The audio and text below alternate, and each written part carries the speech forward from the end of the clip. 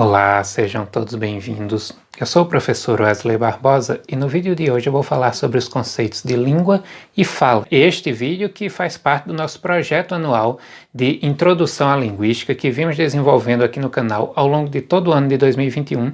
Projeto este que eu já lhe convido a conhecer, tá? Este vídeo de hoje é o 6º do projeto. Temos já uma playlist aqui no canal intitulada Introdução à Linguística, que vai proporcionar a você ter acesso tanto a tudo que já foi produzido aqui no canal. Lógico, é um canal jovem, né? Menos de um ano, pouco mais de 6 meses. Então é um projeto que está sendo construído, mas que já tem alguns temas interessantes e, claro, né, ao longo dos próximos meses terá cada vez mais conteúdo bacana para vocês. Então o vídeo vai estar bem bacana, eu já convido você a curtir, comentar, se possível compartilhar o vídeo para que outras pessoas tenham acesso e, claro, se você não é inscrito ainda no canal e se os conteúdos aqui trabalhados te interessam, inscreva-se e ative o sininho das notificações para que você seja informado dos futuros vídeos. Então bora lá! Bom, este é o primeiro tema mensal que não tem uma obra base específica, né? Eu até fiz aqui no canal um vídeo apresentando os projetos do ano, apresentando os livros que serviriam de base em cada um dos vídeos e tal, e eu deixei como livro para base para este vídeo de hoje, né, este tema deste mês de linguística, o Manual de Linguística, né? Na verdade, porque eu sabia que o tema de hoje já teria sido trabalhado em outras obras, como, por exemplo, o curso de Linguística Geral, de Fernando Saussure, e também o Linguagem e Linguística, de John Lyons, que eu apresentei aqui também num dos temas, se eu não me engano, já no mês de janeiro, tá? Então, sabendo que eu repetiria livros, eu decidi deixar como obra base, né, uma obra que trata do tema, mas de forma bem introdutória. Inclusive eu deixo aí a dica para vocês, na verdade eu vou deixar aqui na descrição do vídeo os links, meus links de afiliado da Amazon, de todos os livros que eu mostrarei aqui no vídeo, para que quem tem interesse vá lá, dê uma olhada, e se for o caso, você compre a partir do meu link, que você vai estar ajudando o canal, tá? É sempre importante que ajudemos quem produz conteúdo educativo aqui no YouTube. E eu vou deixar esse aqui também, aconselho muito você a ter um manual de linguística, existem vários, né? Na verdade eu tenho aqui alguns manuais, uns 5 ou 6 manuais de linguística. Este aqui é um deles, muito bom, muito completo, trata da maioria dos temas importantes da área de estudo da linguagem, e um deles é a questão da língua e da fala, né? Bom, que é um tema extremamente importante, como eu já disse, nos estudos da linguagem, não apenas por ser uma das dicotomias apresentadas por Saussure aqui no curso de Linguística Geral, né, que é uma obra basilar da ciência da linguística, mas também porque ele dá margem para se puxar várias outras discussões, né? Por exemplo, questão de aquisição da linguagem, questão de variação, né? Quando você estuda a língua, por exemplo, a língua enquanto estrutura, isso aí vai ser campo de estudo para, por exemplo, a área da linguística gerativa, por exemplo, vai ser campo de estudo para a psicolinguística, neurolinguística, ciências que vão estudar mesmo de onde vem essa estrutura linguística que Saussure diz aqui, que é como se fosse um inventário que é depositado nas mentes dos indivíduos. E como que isso se dá, né, gente? Na verdade, o desenvolvimento da linguística mostrou muita discussão interessante a respeito disso.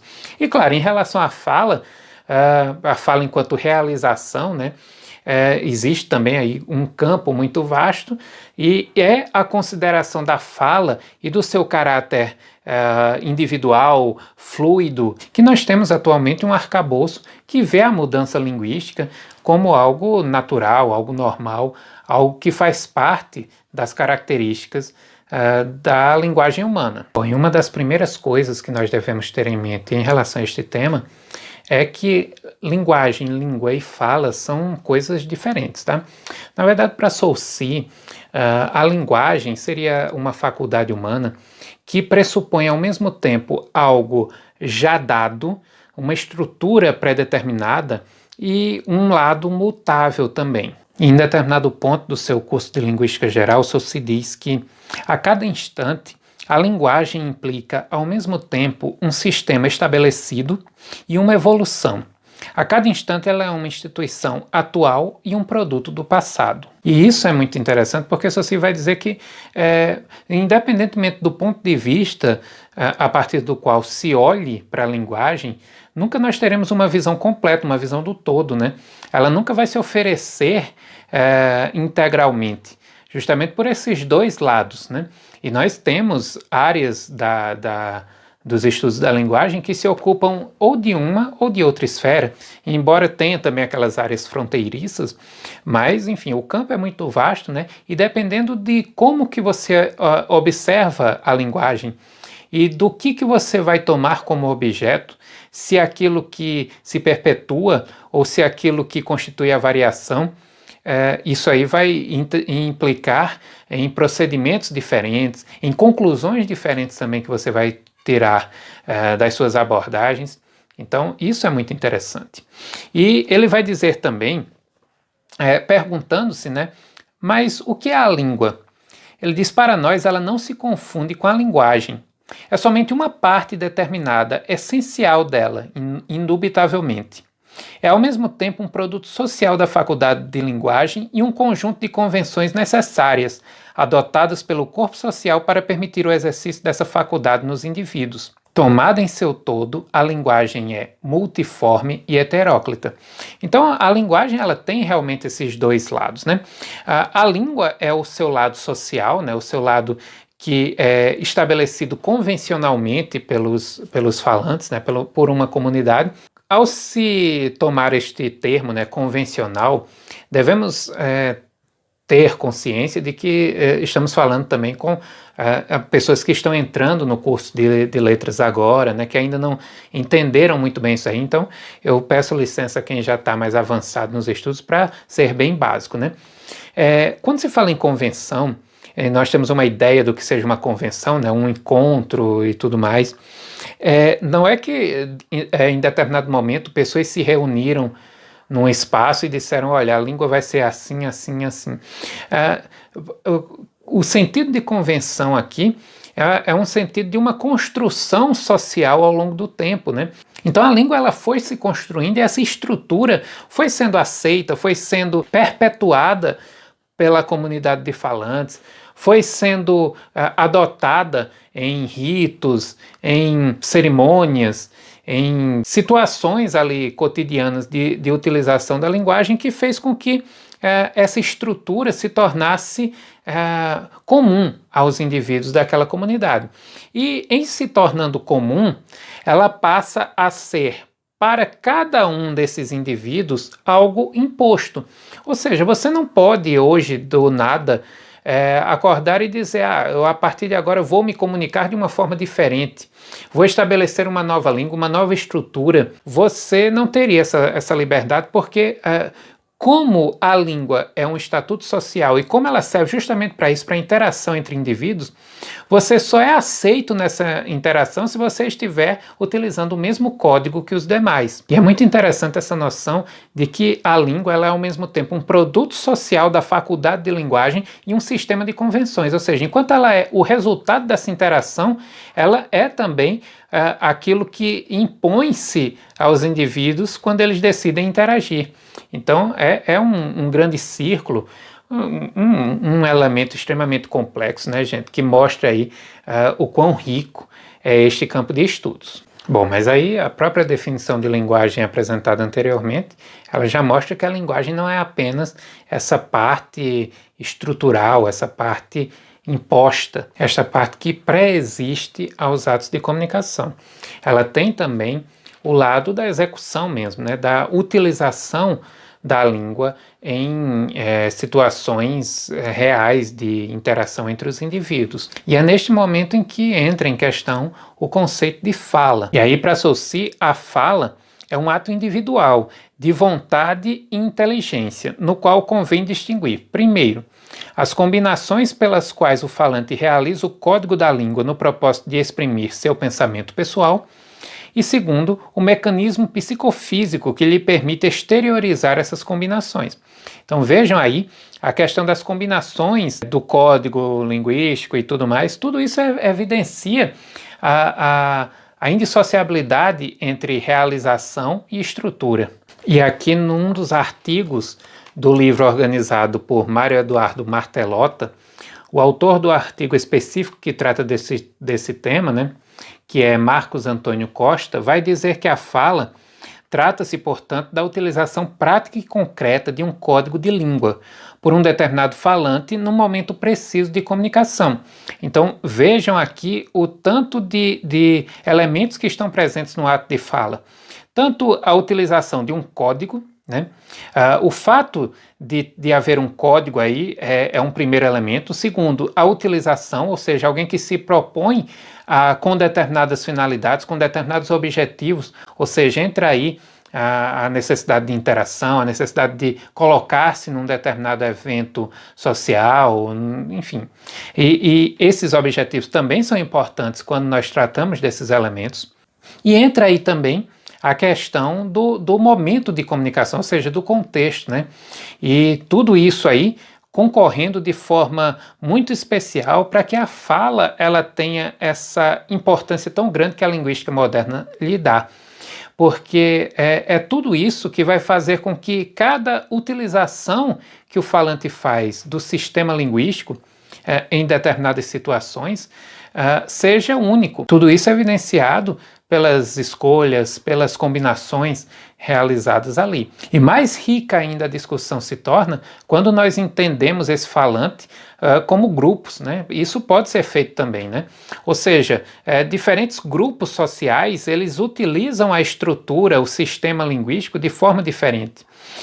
E isso fica evidenciado nos diferentes níveis de variedade linguística, o nível geográfico, o nível etário, o nível social, tudo isso aí concorrendo para diferentes formas com que os indivíduos colocam em prática, com que os indivíduos executam a faculdade de linguagem, que tem, claro, o seu lado estrutural, o seu lado, sim, pré-determinado, através de uma gramática internalizada, e também o seu lado de execução nos vários momentos de utilização linguística. E aí eu quero trazer também aqui para a discussão um pouco do que nos diz John Lyons aqui no seu livro Linguagem e Linguística, uma introdução, um livro fundamental, tá? Eu não sei como vivi tanto tempo sem conhecer este livro, né? Faz o quê? 1 ano que eu tenho ele e cada vez mais eu me apaixono pelo livro quando eu retorno a ele para ler, porque ele tem muita informação aqui bacana. E ele vai trazer, chamando a atenção para a prioridade que se dá atualmente nos estudos linguísticos em relação à fala, ele vai justificar isso mostrando 3 campos em que a língua falada tem uma prioridade sobre a língua escrita. E ele vai dizer que a primeira é a prioridade histórica, que estabelece que todas as comunidades das quais se tem informação tiveram primeiramente e basicamente uma língua falada, né? E algumas delas acabaram tendo depois uma língua escrita, mas nem todas, né? Sabe-se de comunidades que permaneceram ágrafas durante toda a sua existência, né? Até a sua extinção e etc.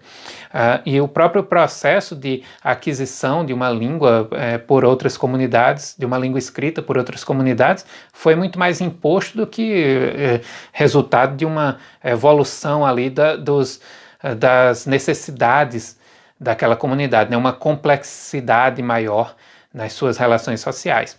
Foi muito mais uma imposição. Então essa prioridade histórica da fala sobre a língua escrita, isso é algo, enfim, né, que já é bastante aceito no campo dos estudos linguísticos de modo geral, né, do qual ninguém discorda.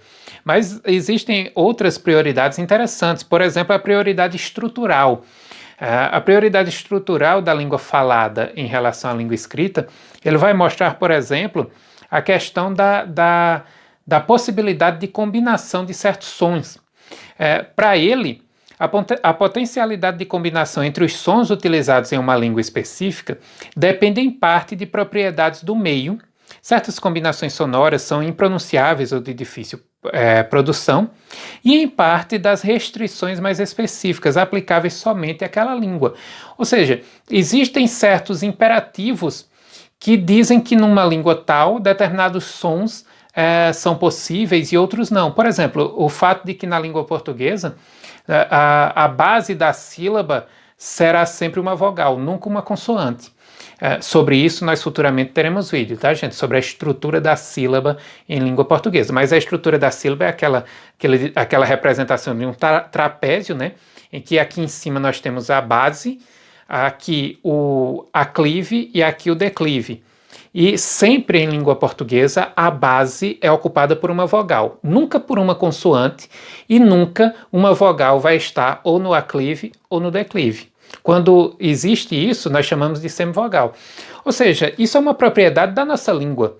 E o fato de que não pode haver uma sílaba em português apenas com sons consonantais é uma especificidade da língua falada, que ele diz aqui que não existe na língua escrita, porque a potencialidade de combinação das letras entre si é totalmente imprevisível em termos de sua forma. Ou seja, aqui diferenciando, claro, letra de fonema, tá, gente? Isso aí é algo fundamental que nós tenhamos em mente. A letra como representação gráfica e o fonema como sons realmente.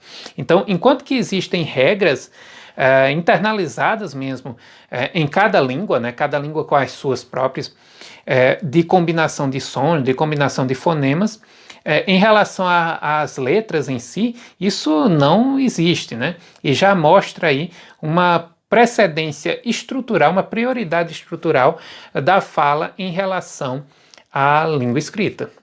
Há também a prioridade funcional, né? Que é uma das que eu achei mais interessantes, e realmente, né, quando ele fala o seguinte, que mesmo hoje nas sociedades modernas mais letradas do mundo industrializado e burocrático, a língua falada é utilizada em uma gama mais ampla de situações, servindo a escrita como substituta da fala apenas nas ocasiões em que a comunicação vocal auditiva é impossível, inafiançável ou ineficiente. Ou seja, existe sim uma priorização em relação à língua falada. Nós parece que temos a necessidade de ver alguém falando em nossa frente. Vejam, por exemplo, eu vou citar aqui um âmbito extremamente letrado como o âmbito universitário, né? Embora os autores se expressem por meio de livros, de artigos científicos e etc., não existe coisa mais comum no âmbito do conhecimento, né, do campo do conhecimento, do campo acadêmico, do que você chamar os autores para dar palestra. Ou seja, você chama um autor para dar uma palestra sobre o tema a respeito do qual ele discorreu no seu livro tal. Já está no livro. E por mais que as pessoas tenham lido o livro ou pretendam ler, elas se interessam em ver aquele autor falando ali na sua frente sobre aquele tema. Ou seja, a necessidade de utilizar a fala, de ver a pessoa falando, parece algo muito interessante e que mostra como que nós, querendo ou não, às vezes até de forma impensada, damos sim uma prioridade muito grande à língua falada. Claro, a língua escrita tem sua importância e nas sociedades mais complexas, com certeza, isso é inevitável, mas nunca que a língua falada perdeu o seu status de importância também. Há ainda uma outra prioridade, né, que ele cita aqui, mas ele mostra com razão que é controvertida, né, que é o fato de que muitos acreditam que nós já nascemos pré-programados para falar, né? Ou seja, assim como nós nascemos pré-programados para andar e etc., a capacidade de fala também estaria presente. E ele vai argumentar numa direção que é muito comum na linguística contemporânea, de que, na verdade, a capacidade de fala ela é muito mais social do que biológica. E ele cita aqui, por exemplo, de que se você retira o ser humano da comunidade, né, do convívio social, ele pode muito bem, em determinado momento, levantar-se e andar. Ainda que mais lentamente, claro, né, sem o auxílio de um adulto para ensinar e tal. Mas ele pode sim. Agora, dificilmente ele vai começar a falar, né? Então, embora haja esse argumento, mas esse argumento cada vez mais é desconstruído, né, e colocado meio em xeque. Mas não há dúvida de que podemos, nesse campo ainda, argumentar que existe sim uma predisposição muito maior para falar do que para escrever, embora saibamos que uma necessidade do ser humano muito forte é trazer elementos para agregar a sua fala. Nós não achamos que a fala é suficiente para a nossa comunicação, isso é muito significativo, tá? Ou seja, nós estamos falando e gesticulando, e nós só não desenhamos ou enfim, escrevemos quando estamos falando para melhorar nossa expressividade, porque isso demanda mais tempo, enfim, né? O princípio da economia de esforço, né? Do menor esforço, ele explica isso aí. Mas nós sentimos a necessidade de gesticular, de mostrar objetos, dizer que a fala é biologicamente uma prioridade em relação à escrita ou outras formas mesmo. Nós sabemos que hoje em dia nós entendemos a língua como muito mais do que a fala. Inclusive a Libras, que é uma língua natural, tida como uma língua natural, não utiliza a fala, né? Entra no campo da realização, mas não da língua falada, é uma língua por sinais, né?